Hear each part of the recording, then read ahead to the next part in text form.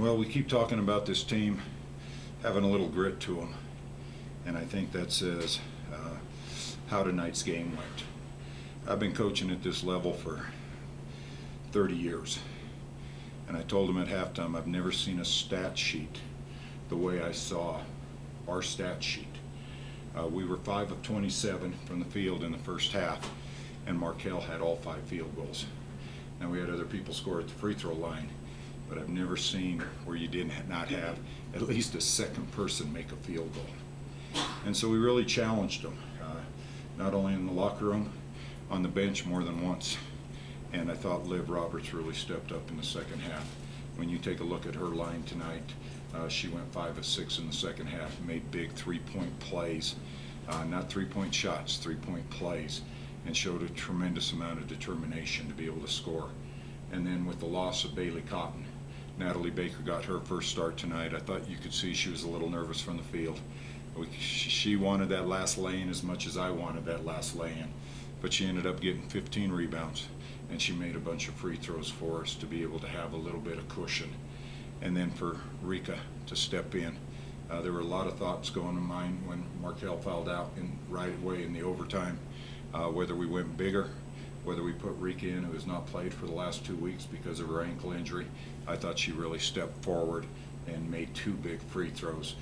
Never been put in that situation as a Cowgirl, and she really stepped up and made some plays. And what I always talk about, when you make plays, you earn a little more playing time.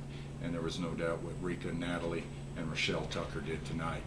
You'll see them on the court a little more often now. Joe, I know we've talked about this for the past few years about this team needing to gain some toughness, and it feels like this was a game that could have been over at halftime, and it wasn't. I guess just talk about the toughness that this team has, and it finally started to show for this group. Well, one of the things I think it's contagious with players, and Liv Roberts brings it every night, every play. She plays the same way in practice, so it starts there. And then Jordan Kelly's the same way. When you take a look at Jordan tonight, to be able to have 10 rebounds, 6 assists, we got to get Jordan untracked offensively. But those 2 players really bring a little toughness to this team. And, you know, we kind of forget about Markel sometimes, but without Markel, we don't have a chance to do any of this in the overtime. Markel was pretty special for us, kept us going, and we got to get Markel to stay in 45 minutes worth of game. But she's got a little toughness to her as well, and she really wants this team, and they follow her lead. And Markel probably challenged them as much at halftime as I did.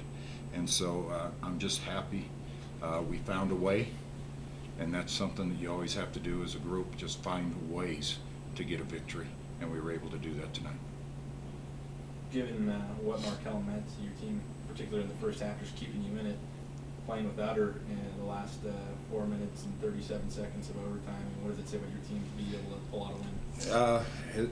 What I think it does is it shows that we have more than just Markel. And I thought you could see both teams were tired at the end, and having our home court advantage with our fans, I think really made a difference in the basketball game. But to win a game without Markel on the floor has to give a great deal of confidence to everyone on this group. And that's something that you're always striving for as a coach, because you just never know when Markel may be in foul trouble again, and they feel comfortable enough to step up without her. But I want to play with her as much as I can. Second straight game, Joe. Free throw line. Wow. I mean, your squad just gets it done, and that kind of kept you hanging in there for a while, and then pulled you through down the stretch. I think one of the biggest things is the game's changed from how we used to teach it 25 years ago. The game's changed of how we used to teach it 5 years ago. And so the free throw line becomes an important part. And we're able to get to the line. And in the end, you know, with the fouls of just trying to maybe get us to miss a free throw to be able to shorten the lead, the players stepped right up, came through, and kept us at that 3-point to 4-point cushion. And when you're up 4 points, you know you always have 2 possessions in you. And so that gives you a little bit of an opportunity. And then also, I thought defensively, we've been doing a good job when we need to in the last minute and a half of the basketball game, just being big and then grabbing a tough rebound. Joe, these were Rochelle's first meaningful minutes of her career. I guess just talk about finding some offense inside a little bit for that. Yeah, one of the things I told Rochelle last night that she's going to have an opportunity now. I've told Natalie, Marlia, you get a chance to step on the floor, play some extended minutes. I thought Marlia hit a big three for us when we needed one, but Rochelle is active. And when you take a look at that, she plays 21 minutes and grabs 5 rebounds, comes up with 9 points. She's long, she changes shots, but she is also very agile, probably our most athletic player on the team. And so it's just a learning experience for her each and every night out. You're always looking for minutes for players, but for the inexperience that we have, every minute's important for Marta, every minute's important for Natalie, Marlia.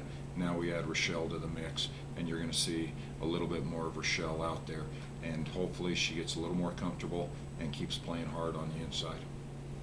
You haven't won many games making 3 3-pointers in a game. Is this a signal of a different team for you guys? It really is, and I think one of the things that this group had to make a transition. For the last half a dozen years to 10 years, we've been letting threes just go, and we don't shoot it as well as we've had in the past, especially when you lose 2,000-point scorers. That's basically what they lived on. And what I'm happy with, not that we made 3 threes, but that we only took 12. Early in this season, we were still taking 20, 25 to 33s, and still only making 3 or 4. And so now they're starting to understand when we have a 3, which is with Marta, Marlia, and when we need to get to the basket. And that's the biggest thing that I'm happy with, of seeing what this group does. Now, obviously, a quick turnaround. You got another really good team coming in here. What do you got to do to get yourself ready for Monday night? Well, first of all, there's going to be some rest. We'll have a quick walkthrough tomorrow just to be able to get them prepared. We'll talk about things in this game and show them some film. Then we're just going to all get them together at my house and have some pizza and some laughs and just kind of enjoy the holiday season, and then play Monday against a very talented Colorado team, which will be just another challenge to us. But for what this group showed me tonight, I like their determination, because they had every reason to give in. It wasn't going well. They've been through a tough week with finals. They're all looking forward to going home, and somewhere in that other 20 minutes of the second half, or 25 minutes counting the overtime, they found a way to get this one done. Joe, can you give us an official update on Bailey and what her situation is? What I know with Bailey is that she has a tear in her meniscus. And for Bailey, it was going to be to see how Bailey felt. And what we've decided with Bailey, and Bailey came to us and would like to get the surgery done on it. So we're looking to what time we'll be able to get surgery. We'll know that in the next 4 or 5 days when that's going to be set up. And then my understanding is that she'll be out anywhere from 4 to 6 weeks, depending on how everything goes. But it was a decision that we talked to Bailey to see what Bailey wanted to do, and this was Bailey's choice. And I always support my young team, and like I said, we feel for Bailey. She was playing very well for us, but now an opportunity opens for someone else. It'll just make us better when we get Bailey back. Is that the same knee she tore? Yes, Okay. it's the same knee. Okay. All right. Okay? Thank you, everybody.